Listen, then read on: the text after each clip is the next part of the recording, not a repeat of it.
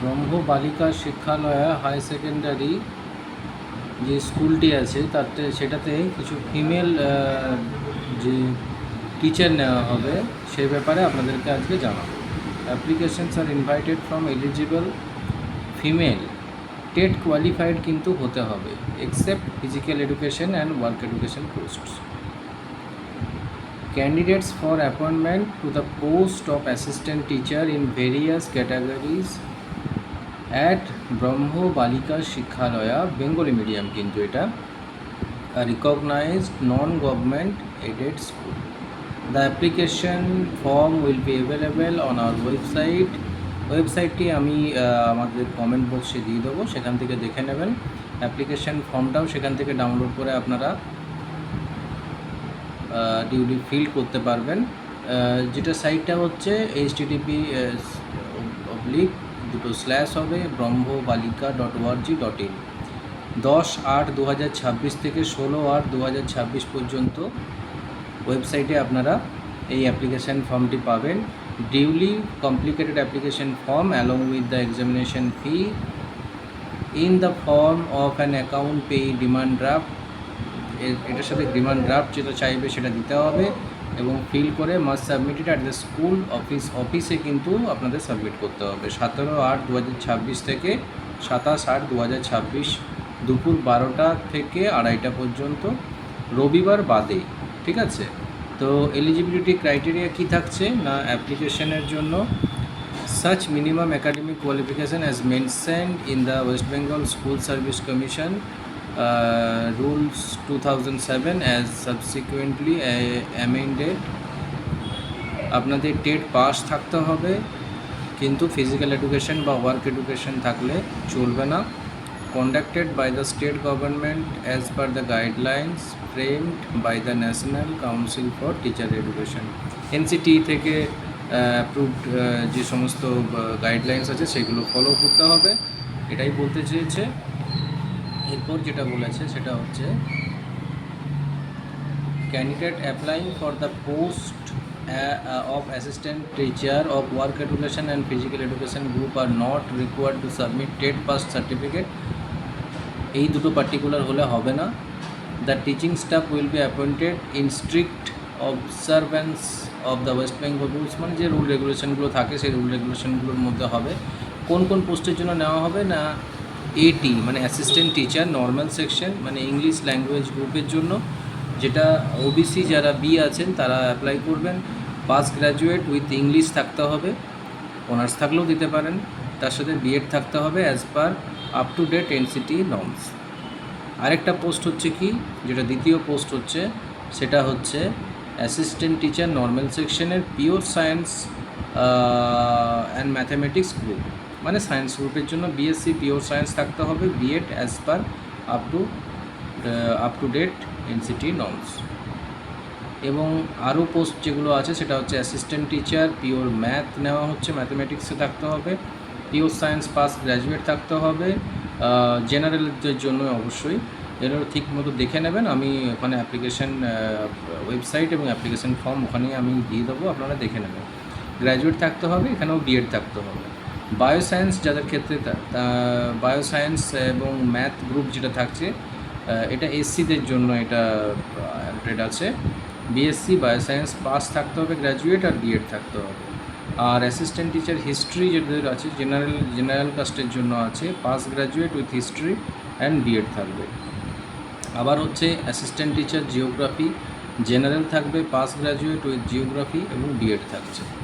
এবং আরেকটা আছে assistant teacher physical education work education, যেটা থাকছে ওবিসি এর জন্য, pass graduate with B P Ed as per up to date NCT norms. এখানে বিপিএড যাদের আছে পাস গ্র্যাজুয়েটের সাথে তারা কিন্তু বিপিএড থাকলে তারা কিন্তু অ্যাপ্লাই করতে পারবে ফিজিক্যাল এডুকেশন ওয়ার্ক এডুকেশনের জন্য। আর একটা হচ্ছে ওয়ার্ক এডুকেশন ফিজিক্যাল এডুকেশনের যেটা জেনারেল জন্য, কোয়ালিফিকেশান অ্যাজ লেট ডাউন এই নোটিফিকেশান, এই যে নোটিফিকেশানটি আছে সেই নোটিফিকেশানটি আপনাদের পড়তে হবে। Salary structure state government rules হিসাবেই হবে। এবং এজ রিল্যাক্সেশন যেটা থাকছে সেটা হচ্ছে অ্যাসিস্ট্যান্ট টিচারদের ক্ষেত্রে মিনিমাম 21 বছর এবং ম্যাক্সিমাম 44 বছর পর্যন্ত এজ হবে। আর রিল্যাক্সেশন যেটা থাকে এসসি এসটিদের ক্ষেত্রে 5 বছর এবং হ্যান্ডিক্যাপদের জন্য 8 বছরের, ফিজিক্যাল হ্যান্ডিক্যাপ যারা আছে তাদের জন্য 8 বছর রিল্যাক্সেশন থাকছে।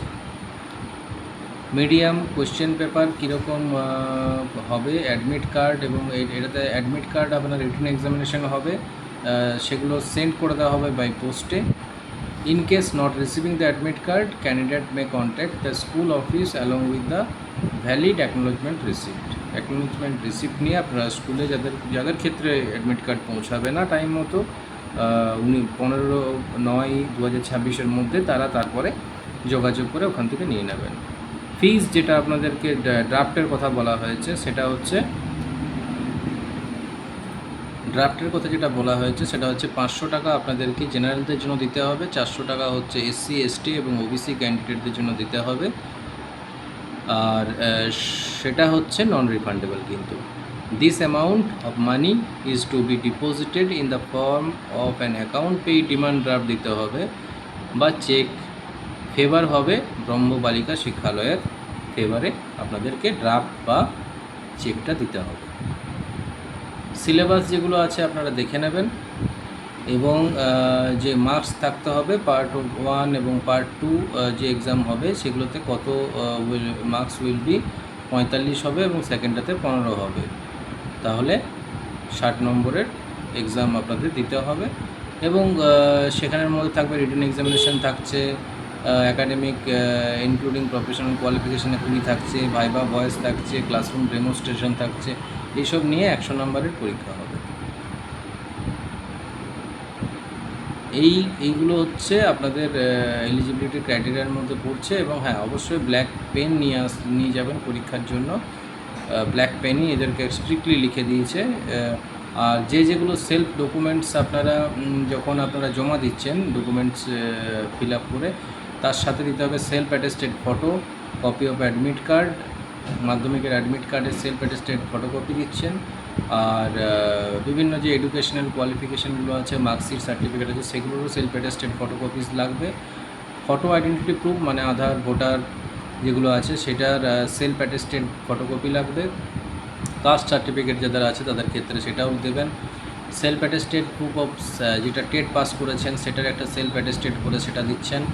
Letter of recognition of B Ed course, যেটা বিএড কোর্স আছে যদি থেকে থাকে সেই সেশনের হেড অফ দ্য ইনস্টিটিউশন থেকে আপনারা একটা একাডেমিক সেশনে একটা রিলেভেন্ট যেটা আছে সেটা দিচ্ছেন।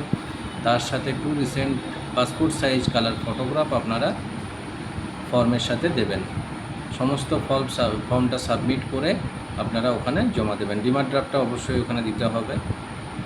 এরপর সিলেকশন যেগুলো আছে প্রসিডিওর, সেই প্রসিডিওরই হবে। এলিজিবল ক্যান্ডিডেটদের আপনার রিটেন এক্সাম হবে, তারপর স্পিড পোস্ট এলিজিবল ক্যান্ডিডেটদেরকে অ্যাডমিট কার্ড পাঠানো হবে, সেখানে লেখা থাকবে রিটেন টেস্ট কোথায় হবে, কখন হবে।